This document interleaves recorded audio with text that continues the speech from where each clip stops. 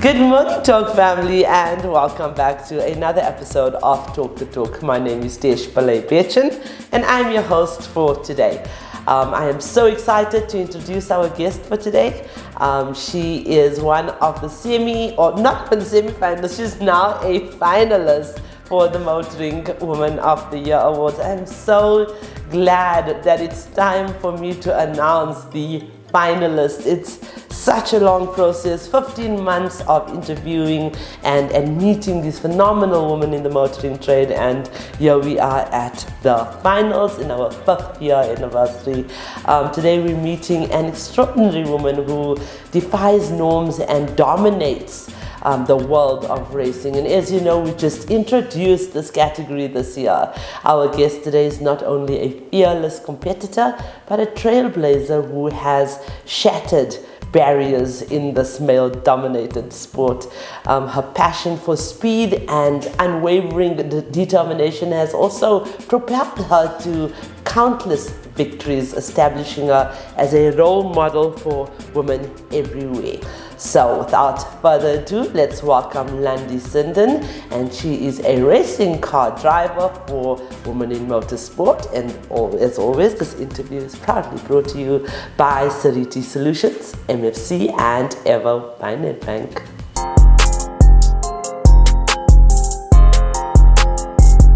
Hello, Landi. Hi, Dish. It is so nice to have you here. I'm so excited. Thanks for having me. You're welcome, and congratulations on your finalist position. It's been an amazing journey, I must say. It has been a journey, right? I mean, you've got to, campaign for yourself, but I think most importantly, it's people that want to support you and want to be there for you. That they feel close to you. Absolutely, and that's why we took it to social media, by the way.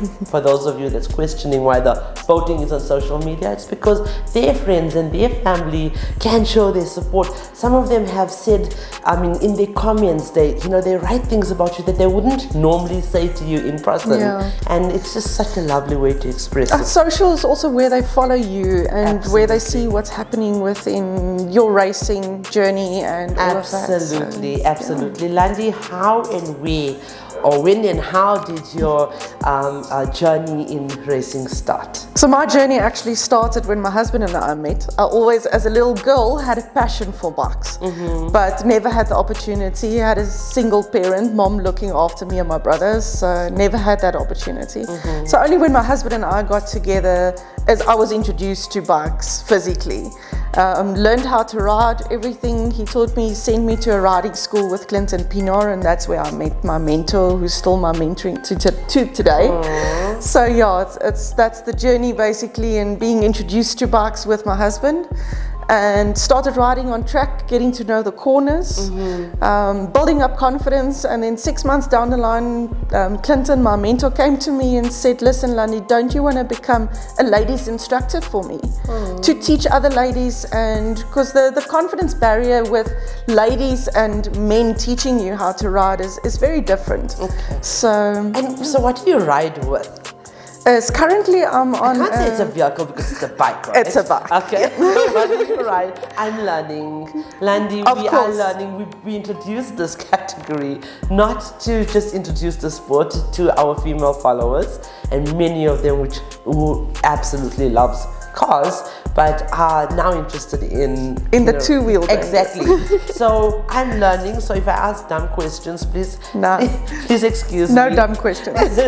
But what do you race with? So currently I'm in the ZX10 Cup, the Masters Cup, on a Kawasaki ZX10 motorcycle. Sounds so fancy. So that's 1,000cc, which is the bigger bikes. And I'm currently the only female rider competing with them as competitors. So it's a full-on national series. So it's traveling countrywide on all the tracks in South Africa. So that's a huge journey. And what do you love most about racing?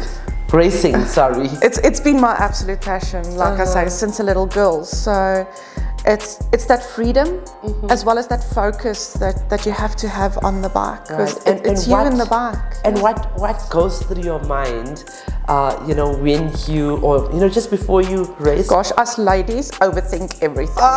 So there's no your mind just races with everything prior to the race. I interviewed a few of you ladies, and one of the ladies says, I just get into that empty space.